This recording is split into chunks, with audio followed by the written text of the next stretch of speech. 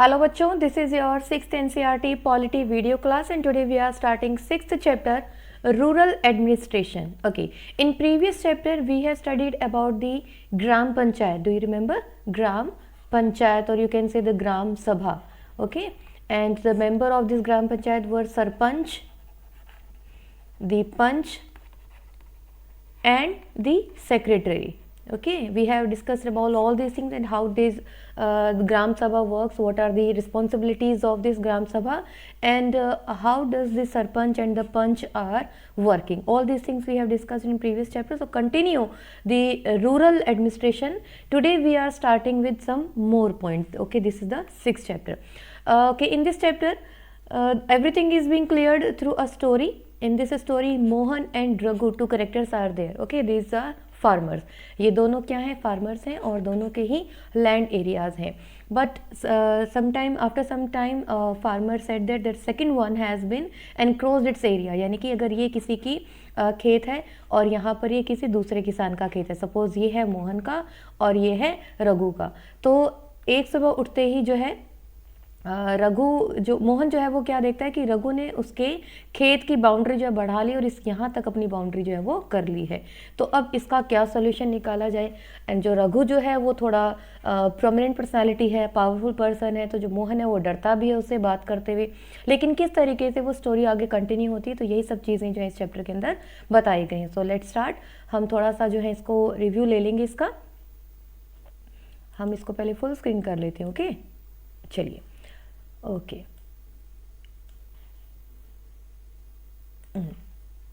Mohan is a farmer. Chapter नीचे से शुरू है इमेज से.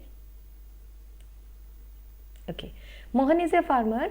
His family on a small agriculture field. यानी कि जो मोहन है इसका छोटा सा खेत है और वहीं अगर हम देखें उसके पास ही जो रघु का है, रघु का खेत है, रघु का थोड़ा बड़ा खेत है और दोनों के बीच में क्या है, एक छोटी सी बाउंड्री बनी हुई जिसे क्या कहते हैं, बन. जैसे बाड़ी कहते हैं ना, जिसे मेड बना देते हैं, तो उस तरीके से एक छोटी सी टेम्परेरी सी बाउंड्री को ही की गई है. And one morning Mohan notice that Raghu has shifted the bun by a few feet. यानी कि जो ये खेत है रघु का और ये है मोहन का, तो मोहन जो है वो देखता है कि रघु ने अपनी बाउंड्री जो है वो थोड़ी सी बढ़ा ली है. यानी कि उसके खेत की कुछ ज़मीन को अपने अंडर ले लिया है और उसका जो साइज़ है अपने खेत के साइज़ को बढ़ा लिया. यानी कि दूसरे की ज़मीन पर उन्होंने कब्जा कर लिया. एनक्रोचमेंट आपने पढ़ा है ना इसको, एनक्रोचमेंट वर्ड. ठीक है, तो अब जो मोहन है इससे बहुत नाराज़ होता है. भाई आपके जो एरिया है उसके ऊपर कोई दूसरा ज़बरदस्ती उसके ऊपर अपनी बाउंड्री बना ले, अपनी जगह को अपने कब्जे में ले ले, तो नाराज़गी तो जाहिर सी बात है. तो क्या होता है, रघु जो है, Raghu family owned many fields and besides his uncle was also the sarpanch of the village. अभी हमने पिछले चैप्टर में सरपंच के बारे में पढ़ा था ना. जो सरपंच है वो क्या है, गांव का मुखिया जिसे आप कहते हैं, तो प्रोमिनेंट पर्सनालिटी है. तो रघु जो है उसके अंकल सरपंच हैं और उसके बहुत सारे खेत हैं. एक ही खेत नहीं, उसके बहुत सारे खेत हैं. तो इस हिसाब से क्या है, जो रघु है काफ़ी प्रोमिनेंट पर्सनालिटी है. तो जो मोहन है वो थोड़ा सा घबराता है कि मैं उससे बात करूं कि नहीं करूं, मतलब मेरी कोई बात सुनी जाएगी कि नहीं सुनी जाएगी. Anyhow he plugged up courage and went to Raghu house. A heated argument followed. Raghu refused to accept that he had moved the bun.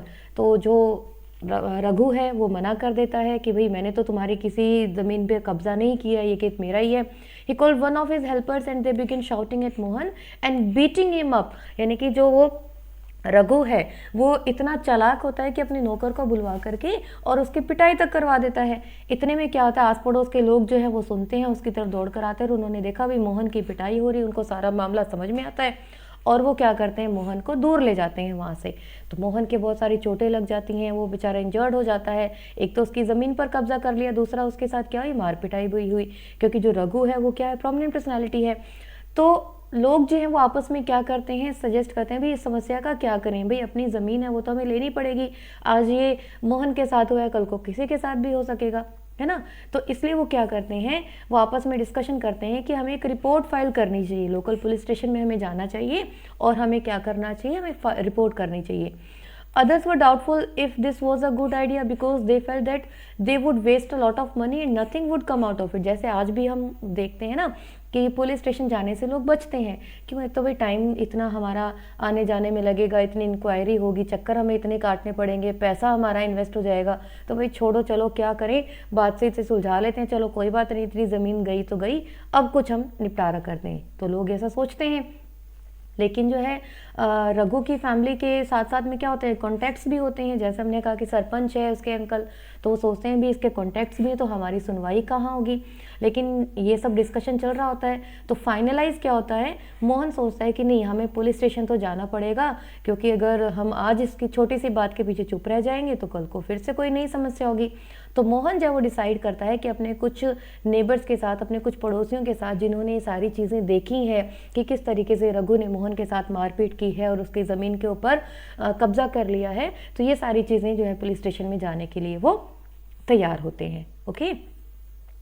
On the way to the police station, one of the neighbors asked, "Why don't we spend some more money and go to the main police station in the town?"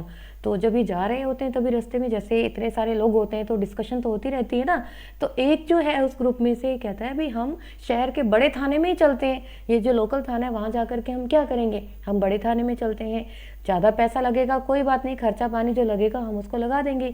लेकिन उन्हीं में से जो है मोहन जो है वो बताता है इनको कि नहीं, पैसे की बात नहीं है, we can register the case only in the police station because our village comes in its area of work. यानी कि हम जिस एरिया के अंडर आते हैं वहाँ पर जो थाना है, पुलिस स्टेशन है, हम वहीं पर अपनी कंप्लेंट फाइल कर सकते हैं। अगर उस एरिया की फाइल वहाँ पर हम कंप्लेंट नहीं करेंगे, कंप्लेंट फाइल नहीं करेंगे, तो जो अपर एरिया है या दूसरा जो शहरी इलाका है वो भी उसको नहीं लेगा। यानी कि जो हम कहते हैं ना लोअर लेवल से हायर लेवल से अपर लेवल, यानी कि जो हायरार्की है वहाँ तक की हमें बात करनी होती। जैसे अब स्कूल का एग्जांपल मैं आपको दूं कि आपकी क्लास का कोई भी इशू है तो आप सबसे पहले किससे बात करेंगे, क्लास टीचर से करेंगे, है ना। आप डायरेक्टली प्रिंसिपल के पास तो नहीं जाते हैं, क्यों, क्योंकि सबसे पहले आपको जो भी आपकी प्रॉब्लम है किससे डिस्कस करनी होती है, क्लास टीचर से। अगर वहाँ पर आपकी प्रॉब्लम सॉर्ट आउट नहीं होती तब आप कहाँ जाते हैं, प्रिंसिपल ऑफिस में जाते हैं। क्लियर। तो सेम चीज़ यहाँ पर है कि जो एरिया है, जो लोकल पुलिस स्टेशन है, आपको वहीं पर पहले अपनी कंप्लेंट फाइल करनी होगी। Okay. Every police station has an area that comes under its control. अब आपने मूवी में और पिक्चर्स में, आपने सीरियल्स में देखा होगा, है ना, कि ये जो इंसिडेंट है, कोई भी घटना हुई है, कोई भी इंसिडेंट हुआ है, एक्सीडेंट हुआ है, पर्टिकुलर कौन से एरिया के अंडर आता है ना, जिस भी एरिया के अंदर कोई इंसिडेंट हुआ है उसी एरिया के अंदर जो पुलिस स्टेशन है वहीं पर जो है वो केस को रिपोर्ट करना होता है, कंप्लेंट फाइल करनी होती, चाहे वो चोरी हो, एक्सीडेंट हो, इंजरी हो, कोई लड़ाई झगड़ा हो गया हो, कुछ भी हो गई हो, कोई भी घटना दुर्घटना कुछ भी हुआ हो, तो उस एरिया के पुलिस स्टेशन में ही हमें क्या करना चाहिए, कंप्लेंट रजिस्टर करनी चाहिए। It is the responsibility of the police of that station to inquire, to investigate and take action on the cases within its area। यानी कि उस एरिया का जो पुलिस स्टेशन है वहाँ के जो कर्मचारी हैं उनकी रिस्पॉन्सिबिलिटी रहती है कि वो पर्टिकुलर जो भी कंप्लेंट फाइल हुई है उसकी इंक्वायरी करें, उसको इन्वेस्टिगेट करें और उसके अगेंस्ट जो भी एक्शन है वो लिया जाए। ठीक है। यानी कि हर एरिया का जो पुलिस स्टेशन डिवाइड होता है। जैसे अब आपके देखो हनुमानगढ़ के अंदर जंक्शन और टाउन दो एरियाज हैं, तो जंक्शन में भी पुलिस स्टेशन है और टाउन में भी उधर भी है। ठीक है। तो इस तरीके से जो एरिया वाइज होगा वो आपको वहीं पर जो है कंप्लेंट करनी होगी। क्लियर। तो इस तरीके से एरिया वाइज जो पुलिस स्टेशन है उनकी रिस्पॉन्सिबिलिटीज होती है। अब हम देखते हैं the work at the police station. अब पुलिस स्टेशन में क्या काम हुआ। अब पुलिस स्टेशन में कौन बैठते हैं, SHO। Okay, station house officer. When they reached the police station, Mohan went to the person in charge। यानी कि उस समय जो इंचार्ज होते हैं उस एरिया ऑफ पुलिस स्टेशन के वो कौन है, SHO, स्टेशन हाउस ऑफिसर। ध्यान रखना है आपको ये। And told him what had happened. He also said that he wanted to give the complaint in writing। अब आप जब आगे की क्लासेस में जाओगे वहाँ देखोगे जो केसेस होते हैं दो तरह के होते हैं। ठीक है। एक तो क्रिमिनल ऑफेंसेस होते हैं जहाँ पर कोई मारपीट होती है, या फिर दूसरे जो होते हैं जो जिसमें सिविल डिसोबीडियंस होती है, यानी कि जो हमारी राइट्स हैं उनको जो है वॉलेंट किया जाता है। क्लियर। तो एक जगह तो हम क्या करते हैं, FIR लॉन्च करते हैं, ठीक है, फर्स्ट इन्फॉर्मेशन रिपोर्ट, और दूसरी जगह हम क्या करते हैं, हम पेटिशन फाइल करते हैं। तो जो अब ये जो क्या है, ये क्रिमिनल केस ही है, भी किसी ने दूसरे के एरिया में कब्जा कर लिया तो ये क्राइम ही है ना। तो इस तरह के जो क्रिमिनल केसेस होते हैं उसमें FIR लगानी ज़रूरी होती है, यानी कि फर्स्ट जो इंसिडेंट रिपोर्ट होती है वो हमें फाइल करनी ज़रूरी होती है, तो उसको राइटिंग कहते हैं। उसके बाद ही जो है सारा प्रोसीजर शुरू होता है।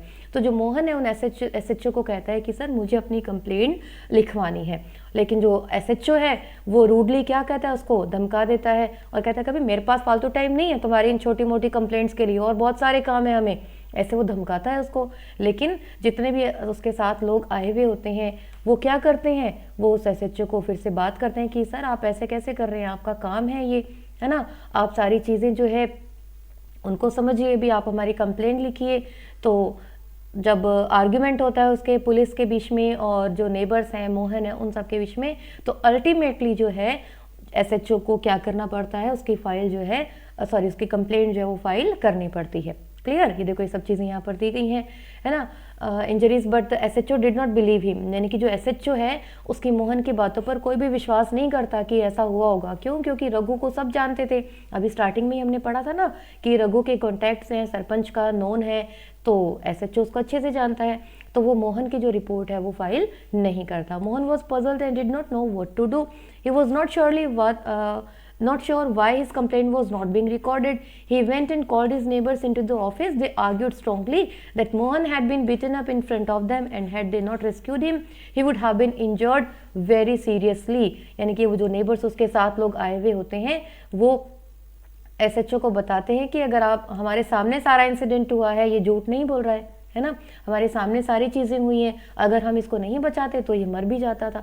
तो फाइनली जो है ऑफिसर एसएचओ जो है उसको मानना पड़ता है कि हाँ मोहन के साथ ये सारी घटना हुई है और उसको कंप्लेंट जो है फाइल करनी होती। तो Mohan to write down his complaint and also told the people that he would send a constable the next day to investigate the incident. और उन सब लोगों को एश्योर करता है कि ठीक है कल जो है यानी कि अगले दिन जो है मैं अपने कांस्टेबल को भेजूंगा और ये सारा मैटर जो है इसको इन्वेस्टिगेट करूंगा। ओके, तो इस तरीके से आपने देखा कि जो एसएचओ है यानी कि जो पुलिस स्टेशन है, यहाँ पर एक चीज़ आपको समझ में आई कि यहाँ पर किसका दिया गया है रोल, पुलिस स्टेशन का। जो रूरल एडमिनिस्ट्रेशन की हम बात कर रहे हैं, यानी कि कोई भी जो ग्रामीण इलाके में, शहरी इलाके में तो आप देखते हो पुलिस स्टेशन होता है, तो ग्रामीण में भी होता है, बिल्कुल होता है।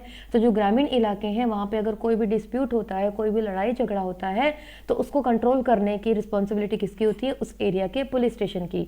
और वहाँ पर कौन बैठते हैं, एसएचओ बैठते हैं। कौन, स्टेशन हाउस ऑफिसर। क्लियर, इतनी बात आपको आई समझ में। तो यहाँ पर आपने एक रोल देखा पुलिस स्टेशन का और एसएचओ का कि एडमिनिस्ट्रेशन यानी कि मैनेजमेंट कैसे होती है। क्लियर, तो ये चीज़ आपको समझ में आ गई होगी। ओके, आज का वीडियो अभी हम यहीं पर रोकेंगे, अगले वीडियो में हम फिर से अपनी क्लास को कंटिन्यू करेंगे। यहाँ तक अगर किसी को कोई डाउट हो तो कमेंट बॉक्स में आप पोस्ट करें। Stay connected, thank you.